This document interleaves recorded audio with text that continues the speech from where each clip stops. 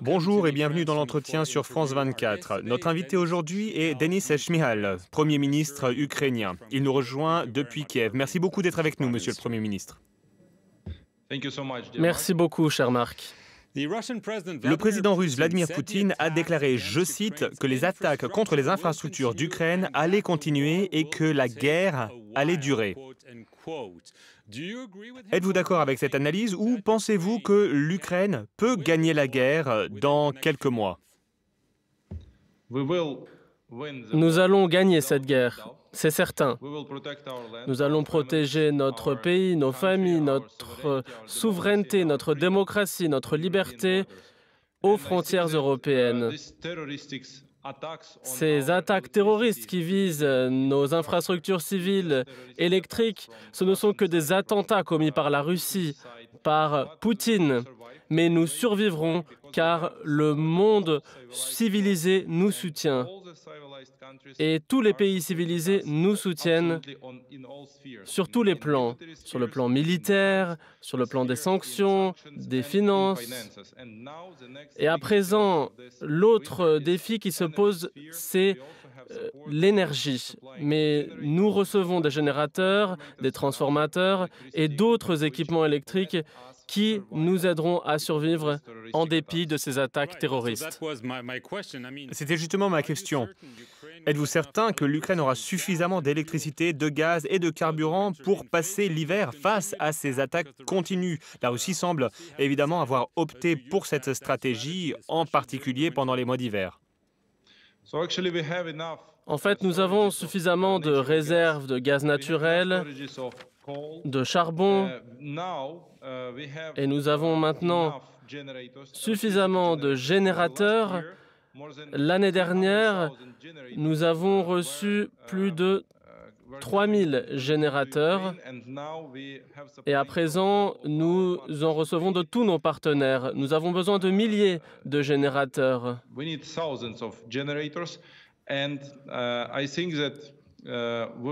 je pense que nous les aurons cet hiver. Cela nous permettra de survivre. Mais un autre défi se pose, c'est celui de l'accès à l'eau potable et à d'autres services publics. Donc c'est la difficulté la plus grande, mais avec le soutien de nos partenaires, de la France, nous arriverons à passer cet hiver. Le gouvernement fera tout pour que notre peuple puisse survivre. Nous leur fournissons du bois, des équipements mobiles spéciaux. Nous avons créé des centres mobiles où les personnes peuvent se réunir pendant les coupures d'électricité pour se réchauffer. On y trouve de l'eau, du chauffage, l'accès au réseau, de l'électricité. Donc nous sommes préparés pour cet hiver. Il y a quelques jours, plusieurs bases militaires russes ont été frappées, loin de la frontière avec l'Ukraine. Est-ce que l'Ukraine a décidé de contre-attaquer en ciblant la Russie? Et peut-on donc affirmer que Moscou n'est plus en sécurité? Nous protégeons notre propre territoire. C'est là notre objectif principal dans cette guerre. Nous n'avons pas d'autre objectif que de libérer le territoire ukrainien dans ses frontières reconnues internationalement de 1991. C'est notre seul objectif. Mais craignez-vous des représailles de la part des Russes, y compris avec l'utilisation d'armes nucléaires? Nous savons que le président russe en a parlé à plusieurs reprises. Est-ce que ce ne sont que des paroles en l'air ou craignez-vous vraiment qu'ils puissent s'en servir? Nous sommes préoccupés, comme tous les pays civilisés, à cause des paroles qu'a proférées le président Poutine, mais aujourd'hui, tous les pays civilisés sont opposés à cela et sont tous préoccupés. Et nous espérons que cela n'arrivera pas parce que cela pourrait avoir des conséquences terribles. Pas simplement pour l'Ukraine, mais pour toute l'Europe. Évidemment, l'approvisionnement en armes de l'Ukraine est un sujet important. Votre pays a demandé à de nombreuses reprises des armes à longue portée. Nous savons que les pays occidentaux ont pour le moment refusé car ils craignent que l'Ukraine frappe la Russie. Pensez-vous qu'ils sont en train de changer de position aujourd'hui? Les États-Unis, d'autres pays commencent peut-être à entendre ces requêtes et pourraient fournir à l'Ukraine dans un avenir proche ces armes à longue portée que vous demandez. Tout d'abord, nous voyons tous, et nous le ressentons en Ukraine, Poutine continuera sa campagne de terreur avec ses frappes de missiles. Nous avons tout d'abord besoin de systèmes anti-aériens pour protéger notre espace aérien, notre infrastructure civile et notre population. Ça, c'est notre priorité absolue. C'est d'avoir ces systèmes de protection pour notre espace aérien. Deuxième priorité, c'est d'avoir suffisamment de munitions pour notre artillerie et d'avoir des chars modernes pour stabiliser la ligne de front et pour lancer des contre-offensives pour libérer notre pays.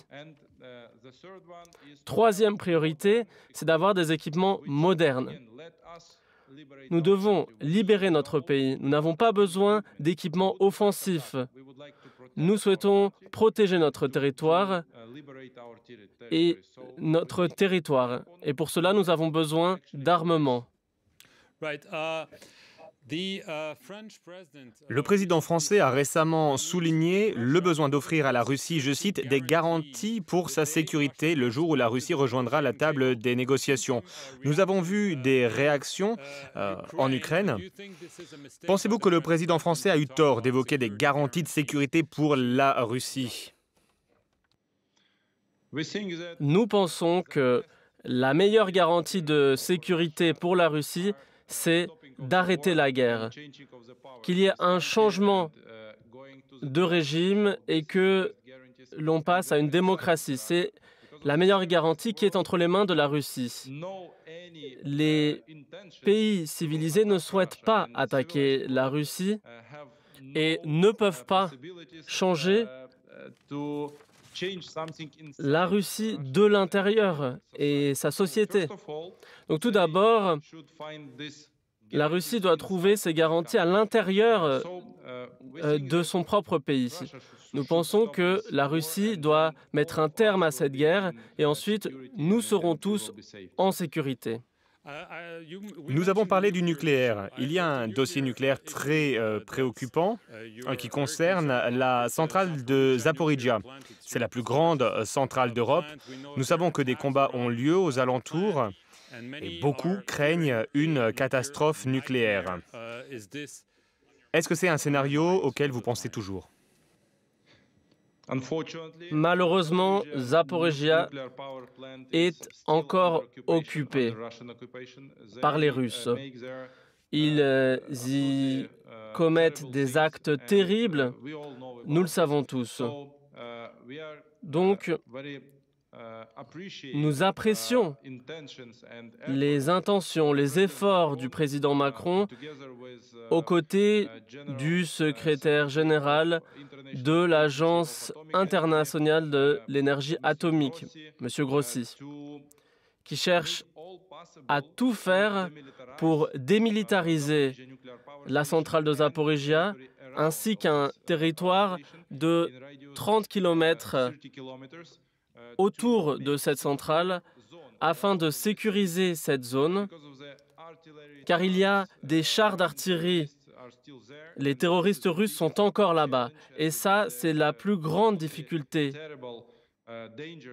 Cela représente un très grand danger pour tous les Européens. Oui, en effet, c'est la plus grande centrale en Europe. Elle compte 6 blocs nucléaires, chacun comparable à Tchernobyl. Donc si la centrale n'a pas accès à un approvisionnement en électricité de l'extérieur pendant 48 heures, cela aura des conséquences dramatiques. Et un très grand territoire européen se trouvera irradié. Donc c'est tout à fait sérieux.